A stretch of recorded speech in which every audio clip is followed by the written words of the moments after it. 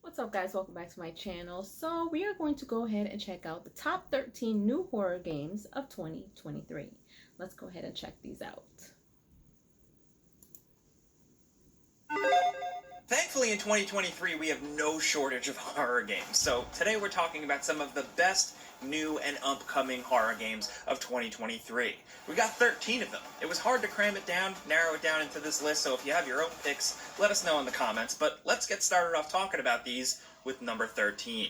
Of course, we have to mention the Texas Chainsaw Massacre game. I mean, it's a classic horror franchise. Despite the gameplay maybe not being totally horror, you know, it's an asymmetrical multiplayer style game that we've seen adapted to horror franchises in the past, but this one just seems like it's been given an extra level of care. The recreation of the family's house, the fact that you play as both survivors and the family members, either trying to kill the teens or as the teens escape from both the depths of the house, the upper house, and of course the surrounding fields. There just seems to be a level of detail and appreciation for the original film that we haven't really seen in a while. You know, no shade to the Texas Chainsaw Massacre movies of recent times. I mean, yeah, okay, maybe some shade to them. Still, it seems like they could have a good thing going here, especially if they can make the rest of the gameplay as compelling as playing as Leatherface, because that's the biggest hurdle, right? Everybody wants to play as Leatherface, but sometimes in a multiplayer game, you can't. So if they can make that compelling and interesting, that's going to be a win. The design of the house, all of that stuff lovingly recreated, seems like a good way to get me in, but we have had our eyes on this one for a while now. We're hoping for the best, and it releases this summer. Next, over at number 12, we have the Dead Space remake. Yes, earlier in 2023, it started off with a bang with the Dead Space remake. It did not reinvent the wheel. It did not completely change up the original Dead Space. What it did was give it pretty graphics, more atmosphere, more terror, and smart, clever little change-ups here and there, either in the gameplay, playability, and little tiny additions to the story that just heighten the experience. It makes it essentially the definitive way to play the original Dead Space. It's not a different way, it's just mostly, in our opinion, a better way.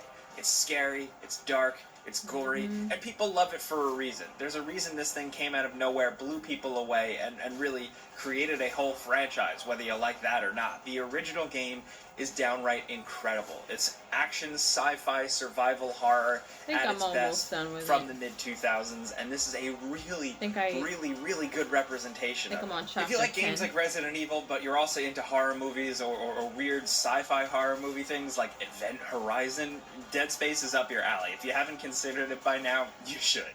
Now, next over at number 11, we have the Resident Evil 4 remake. Yeah, we're including the remakes back to back. We're just grouping them together because they're easy picks. The Resident Evil 4 remake is an absolute blast. It's another one that's just a great representation of the original game. Tonally, this one is a little bit different, but it still maintains that good mix of creepy terror and absolute outright zaniness that the original game really kicked off and frankly kind of changed the Resident Evil franchise for better or worse. Still, playing it again in 2023 is awesome. Leon is more badass than ever. He's more playable and more capable than ever. There's a bit more to do in the game world, and it's downright gorgeous. Graphically, sure, but really from an art design and direction standpoint, it's a weird, strange, descent into madness horror trip that is also part like over-the-top Japanese action movie. Like, it's something worth checking out if you never have before. I feel like at this point we're preaching to the choir. I don't know how much more we can say about it, but yeah. Next, over at number 10, we got something special that you may not have heard of. It's called Demonologist. It's on PC, and if you're a fan of specifically Phasmophobia, this is more of like a spooky, realistic, slow-paced, good graphics version of that, or if you like other games with players, I don't know, even Among Us, or prop hunt games, ghost hunt style games, Demonologist is worth checking out. People have absolutely been loving it, and essentially it's up to you and maybe up to 3 other players to cooperatively go around areas and identify what kind of spirit or ghost is in this place, and then you need to exorcise it. You need to perform an exorcism, and you're doing it with old school small tools. Very lo-fi tech, crosses, research, you know, doing ghost exercising the old-fashioned way. You don't need fancy Ghostbusters hardware here. It's all about like the darkness, the pace of it all, and the scares. There's always going to be jump scares. There is a safe house you can take advantage of, but like you still just kind of always feel unsettled. It has voice interaction. It has stuff you'd expect from this style of game, but it's running in Unreal Engine 5, and that just really seems to heighten the experience. You're customizing your characters. There's a good handful of maps, and like I said, people have been really digging it since it released earlier this year. Next, over at number 9, we have the Silent Hill 2 remake. This was announced earlier this year, and it's in the works after many rumors by Bloober Team, the people behind The Medium or Layers of Fear. The Silent Hill 2 remake, as of right now, we haven't seen too much of other than a reveal trailer. We know that they're keeping the story intact from what they say, and kind of overhauling the combat a little bit, because the combat was rough, but you know, we're still very curious to see how this shakes out, because Silent Hill 2 was such a special, unique game, and we worry whether or not that feel can be replicated in 2023, especially by a different development studio. Still, as much as Konami has had its missteps and it should be criticized, we would still love to see the return of Silent Hill. There are other games in the works in the Silent Hill franchise. Others announced that we can't fit on this list because they're probably not coming this year, but we might see Silent Hill 2 remake this year. Rumors have been suggesting the fall, and that's the perfect time of year to play this type of game, so we hope to see it.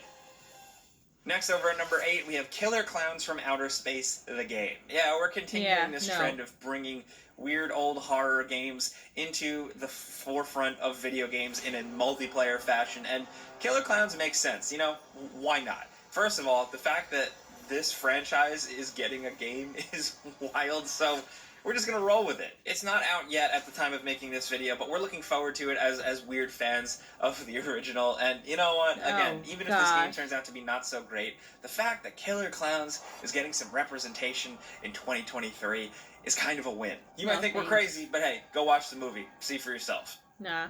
Next, over at number 7, continuing the multiplayer trend, bear with me, we stumbled across this cool game, apparently releasing this year, called Carnival Hunt. This is a horror, first-person, asymmetrical multiplayer game with kind of like a social angle to it. Essentially, you're in this haunted, creepy carnival world, and one person is playing as this thing called the Carnival Monster, and the other players are trying to survive as these bunnies. The bunnies, of course, look disgusting and gross, like weird hybrids of Five Nights at Freddy's and, I don't know, Silent Hill. But essentially the bunnies are wind-up dolls, so they have to find keys and wind each other up to keep themselves going, and also try to avoid the spooky, creepy carnival monster at the same time, because he can hear you cranking your friends.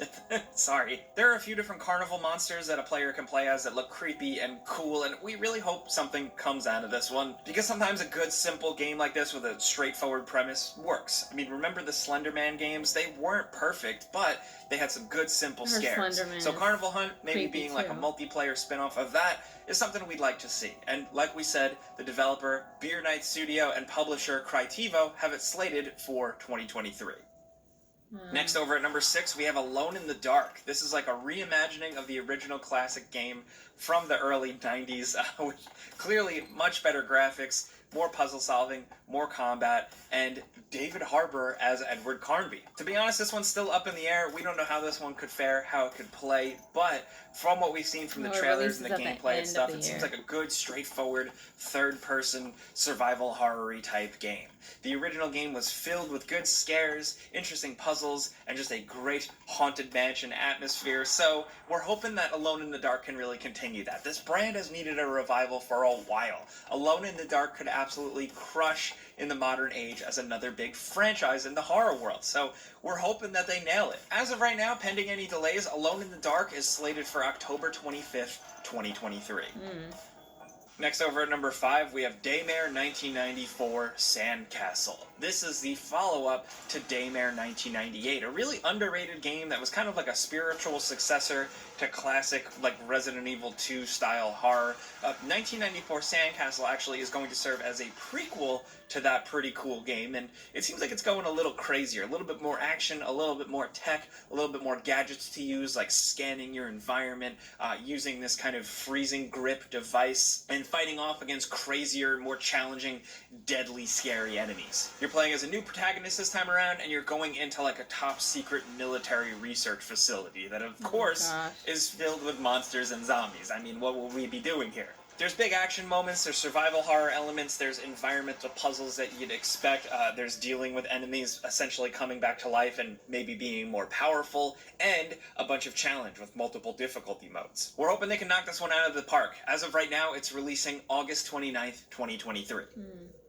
Next, over at number 4, we have Stalker 2, Heart of Chernobyl. While this isn't an outright horror game, it's just got some eerie elements to it. If it's anything like the original PC classic Stalker games that kind of birthed a subgenre, there's an unsettling nature to it. It is, of course, a kind of survival game. You're out in a post-apocalyptic nuclear wasteland, and you're fending off against all different types of people, scientific anomalies, abominations, and there's just an air of mystery to it all that if this new game can keep that feel going from the original, you know, we think it earns a worthy spot on this list. It's just a game worth mentioning. Regardless, it seems like this time around the visuals are really going to heighten the scares because, I mean, look at this game. You see this on screen here.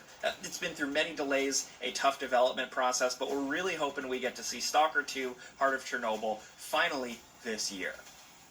Next, over at number 3, we have the Outlast Trials, a game that has not been talked about enough, to be honest. We haven't talked about it enough on this channel, but it seems like it's taking the horror world by storm. It's only for PC anyway, so I don't care. Multiplayer. Essentially, you and your friends are kind of working through some saw traps, like some jigsaw type traps, to be reductive, but there's a bit more to it than that. Of course, it's all based around Cold War experiments, and you're going to be jumping in alone to these challenges or with friends cooperatively and customizing your own characters and making your way through stuff that still feels typically Outlast. Real creepy, gross freaks, gore, gross out stuff, everything the doctor ordered. As of right now, it's still technically in early access, but it does feel pretty good, and if you haven't checked it out yet, maybe grab a friend or two and try it. Nah.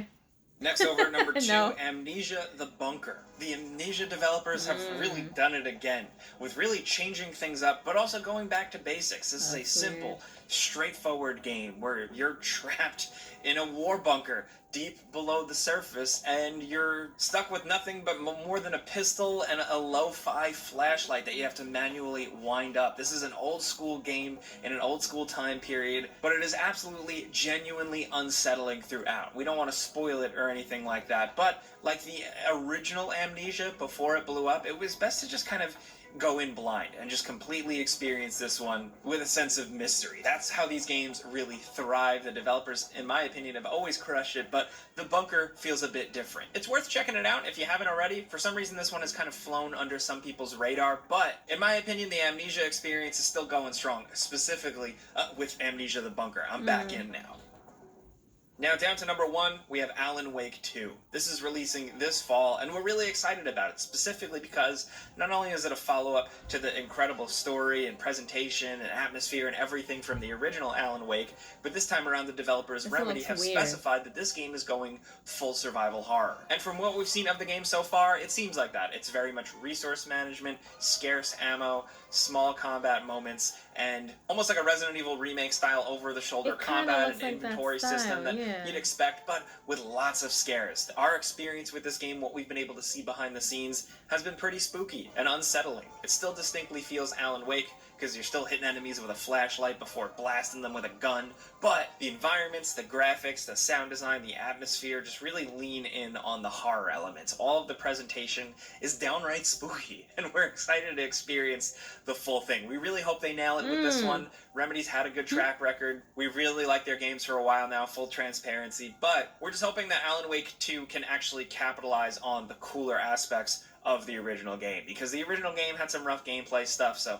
hopefully Alan Wake 2 really crushes that. It's got a bigger story, 2 protagonists to play as, and a lot of mystery to be solved, because as much as they're going all in on survival horror, they also have a lot of detective elements. We're excited to see how that all comes together when it releases, like I said, this fall, October 17th, 2023. Those are 13 horror games of 2023, but of course we got some bonuses we got to mention. Blight, Survival. This is actually like a multiplayer game, but with some incredible Unreal Engine 5 graphics where you're a knight fighting off plague zombies. We don't know if this one is going to release this year, but it might. Also, it's worth noting, Ghostwire Tokyo released for Xbox Series X and S for 2023. It was last year on PlayStation, but now it's on Xbox. If you're on that platform, check it out. Also, Outbreak Island, if you're looking for a little bit of a kind of fort building, zombie defense, survival style game. And My Friendly Neighborhood. This is a game where essentially the Muppets of a television show come alive and they're coming after you. That's a good concept. Those are 13 or so horror games of 2023, but like we said at the start of this video, there are so many more games releasing worth mentioning that we couldn't include today, so let us know if you got your own personal list down in the comments. If you like this video and you like talking about games, maybe we recommended a new game to you, clicking the like button's all you gotta do to help us out. We would really appreciate that. And if you're new, consider subscribing, because like I said, we put out videos every single day. But as always, thank you for watching, and we'll see you guys next time. Well then, some of these games look really, really scary. I would probably definitely play Alan Wake, but I would have to play out the first one first. Outlast Trials, even if it was on the PS5, you guys will not see me playing that. You guys won't even have me playing Outlast 2. I'm not doing it. It looks scary. The Dead Space remake, I am not done with that, but I think I'm more than halfway done. Got to get back on that, as well as you guys know that I started playing Resident Evil Biohazard 2, so I'm going to get back on that real soon. But yeah, there was a couple of them here. That whole Demonologist, I've seen that game a couple of times on jump scare compilations, but yeah, that's not my kind of game. I won't want to play that. Yeah, so, and then the first one that they showed was the Texas Chainsaw Massacre. That one looks as creepy as the movie looks, but you know, of course, we're gonna have to see. But yeah, these look like they're gonna be pretty good. Leave your comments down below. Let me know if you guys have played or will play some of these games. What is your experience with them? Do you like horror games, survival horror? What kind of games do you like? Let me know in the comment section down below. And if you haven't done so, subscribe to my channel, hit like, share, and don't forget to hit the notification bell so you guys can get notified whenever I pop up on your feed. I'll see you guys later. Toodles!